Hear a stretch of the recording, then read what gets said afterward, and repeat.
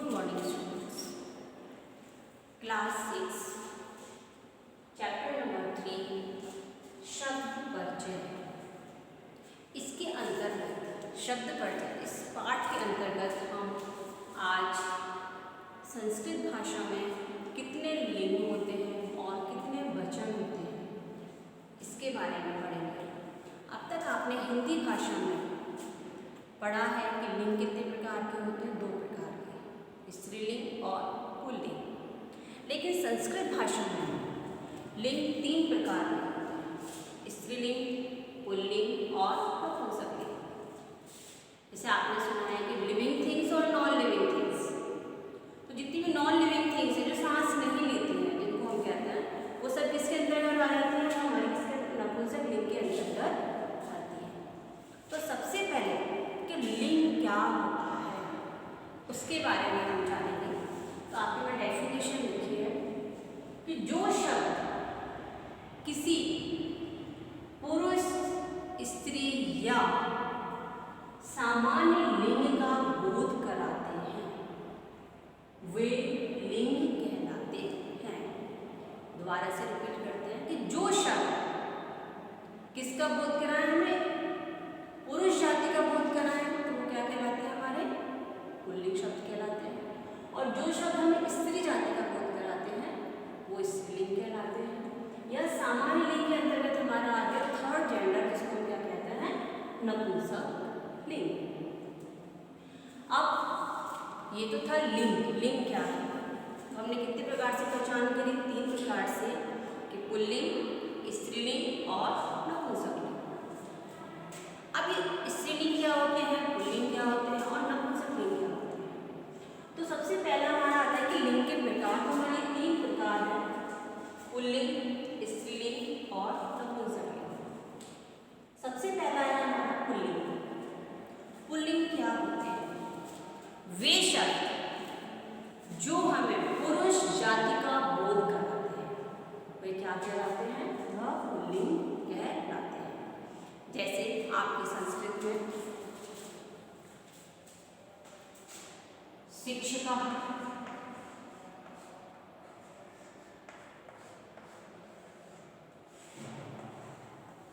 शिक्षिका, शिक्षक।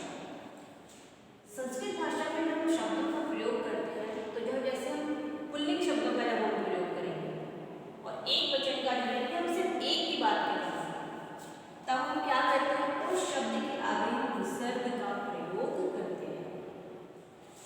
नेक्स्ट और शब्द जैसे कि सिंह,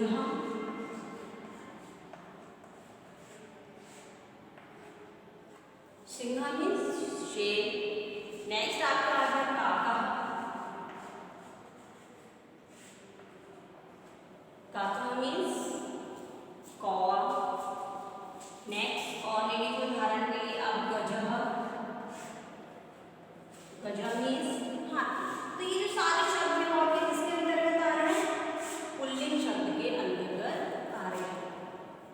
और पुल्लिंग शब्द की क्या पहचान है? शब्द के बाद में एक लिंग यानी कि एक वचन होगा। एक शिक्षक, एक शिक्षक की हम बात कर रहे हैं तो उसके बाद हम क्या लगाते हैं? विसर्ग का प्रयोग करते हैं। तो शिक्षक, शिक्षका, किसका साउंड आता है? हमारा ह का साउंड निकलता है। शिक्षका, सिंह, काका, गजह। तो ये हमारे क्या थे? पुल्लिंग शब्द। अब हम बात करते हैं स्त्रीलिंग शब्द की। स्त्रीलिंग शब्द क्या होते हैं? तो वो शब्द जो हमें स्त्री जाति का बोध कराते हैं वो क्या कहलाते हैं? हमारे स्त्रीलिंग शब्द कहलाते हैं। इसमें आपके आगे शिक्षिका,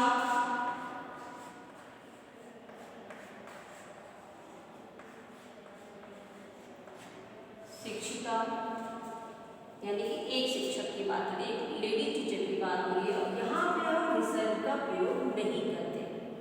स्त्रीलिंग में हम विसर्ग का प्रयोग नहीं करते। कहाँ पे किया जाता है? कि पुल्लिंग शब्दों में किया जाता है।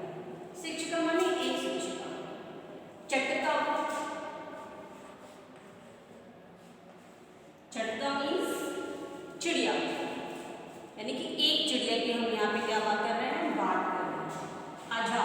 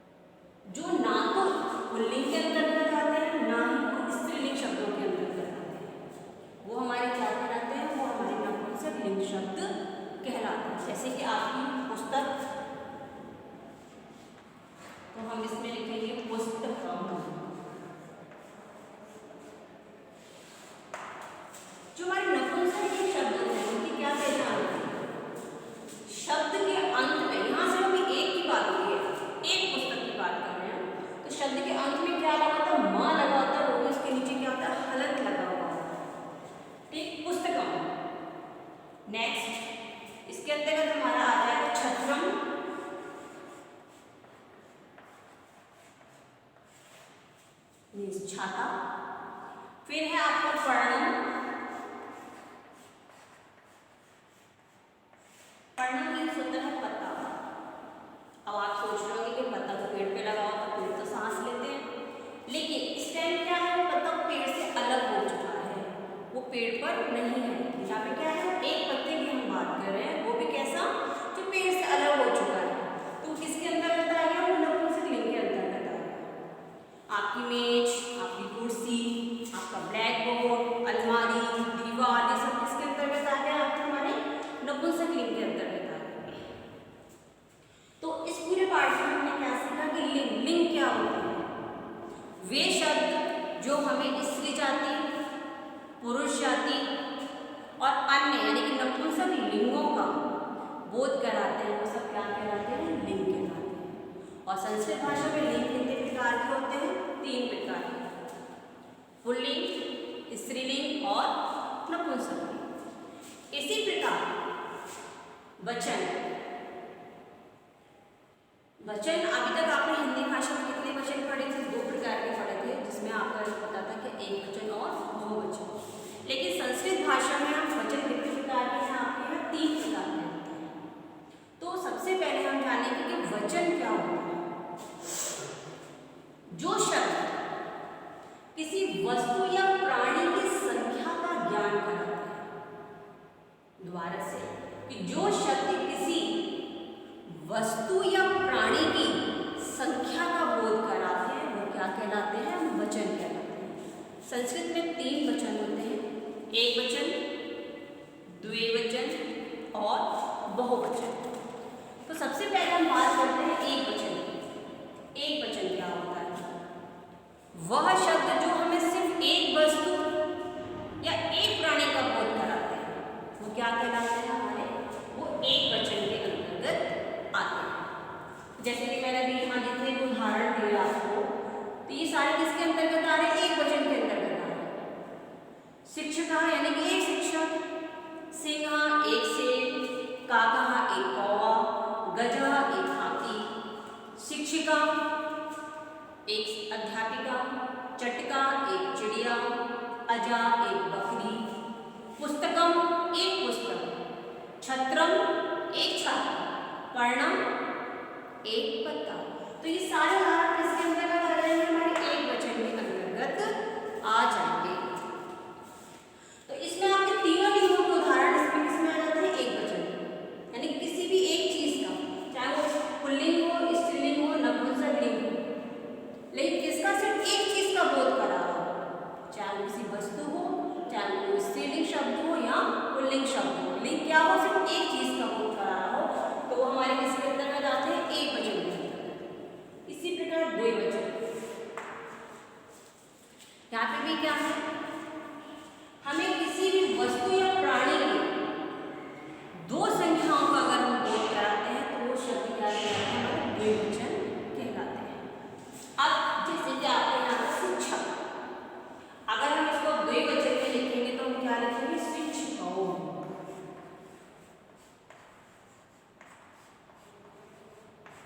क्या आ जाएगा हमारा, शिक्षकों। नेक्स्ट, जैसे कि हमारे इसमें क्या है, शिक्षिका, अगर इसको हम द्विवचन में प्रयोग करेंगे तो इसमें क्या आ गया आपका,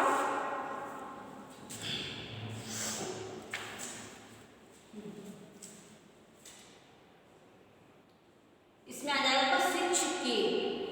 क्या आ जाएगा आपका, जो शिक्षिका लिखा है, वो जब हम द्विवचन में इसमें बात करेंगे तो वहां पर हम कौन सा शब्द लिखेंगे, शिक्षिके। इसी प्रकार नपुंसकलिंग का पुस्तकम एक पुस्तक, और जब हम उसकी बात करेंगे द्विवचन में तो हम क्या लिखेंगे, पुस्तके।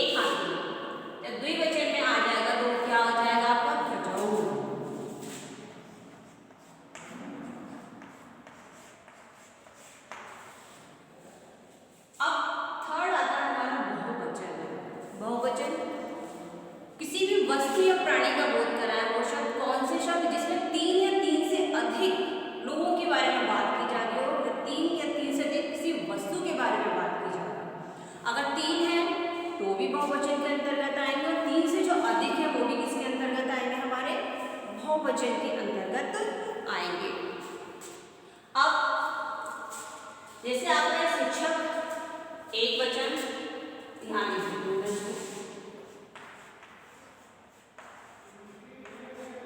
हमने लिखा है यहाँ शिक्षिका, एक शिक्षक, शिक्षकों, 2 शिक्षक। अब जब हम यहाँ बहुवचन में बात करेंगे तो हमारे यहाँ से आ जाएगा शिक्षिका।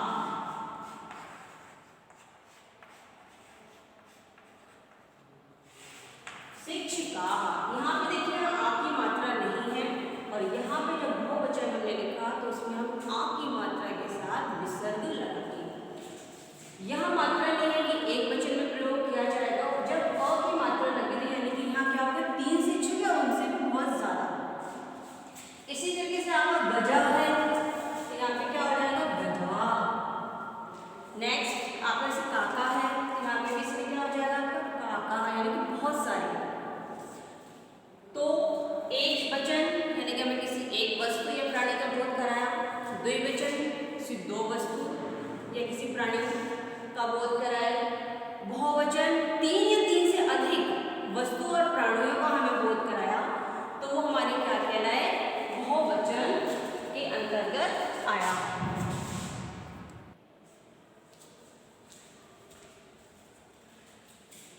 लिंग और वचन के बाद आपके चैप्टर में 3 पॉइंट्स और हैं, वो है कि आकारांत पुल्लिंग शब्द क्या होते हैं, आकारांत स्त्रीलिंग शब्द क्या होते हैं और अकारांत नपुंसकलिंग शब्द क्या होते हैं। तो इनके बोलने से ही क्लियर है कि अकारांत अंत यानी कि जिन पुल्लिंग शब्दों के अंत में क्या आए अ, वे सब क्या कहलाते हैं, अकारांत पुल्लिंग शब्द कहलाते हैं। जैसे कि डेफिनेशन में दिया है कि जो शब्द पुरुष जाति का बोध कराते हैं, जो शब्द पुरुष जाति का बोध कराते हैं तथा उस शब्द के अंत में अ जुड़ा रहता है, उसे हम क्या कहते हैं, उसे हम अकारांत पुल्लिंग शब्द कहते हैं। जैसे आपके में हमने दिया मृगः, मृगा मीन्स होता है हिरण, संस्कृत अगर हम इसकी हिंदी करें तो मृगा मीन्स हिरण। अब आप यहाँ देखिए मृग, यहाँ पे किसका आ रहा है, गा में कौन सा स्वर मिला हुआ है, हमारा अ स्वर मिला हुआ है, यानी कि अकारांत होने का अंत में कौन सा स्वर आए, अ स्वर आए, यानी आ जुड़ा हुआ हो। तो मृग, मृग गा में कौन सा जुड़ा हुआ है, हमारा आ जुड़ा हुआ है, मृग। इसी तरीके से नरहा, नरहा मीन्स आदमी, एक आदमी की बात हो रही है। ये सारे आपने जो शब्द लिखे हैं वो क्या है, एक वचन। नरहा, नरहा मीन्स एक आदमी। तो यहाँ भी रा, रा में कौन सा स्वर लगा हुआ है, आ स्वर जुड़ा हुआ है। बाल का, तो का यहाँ पे कौन सा है, आ, अंत में कौन सा स्वर आ रहा है, हमारा आ लगा हुआ है। छात्रा, त्र, त्र में भी कौन सा स्वर है, हमारा आ। तो उन्होंने वही बात की, जो शब्द पुरुष जाति का बोध कराता था तो उस शब्द के अंत में, किसमें, अंत में क्या लगा, आ जुड़ा रहता है, वो सब क्या कहलाते हैं, अकारांत पुल्लिंग शब्द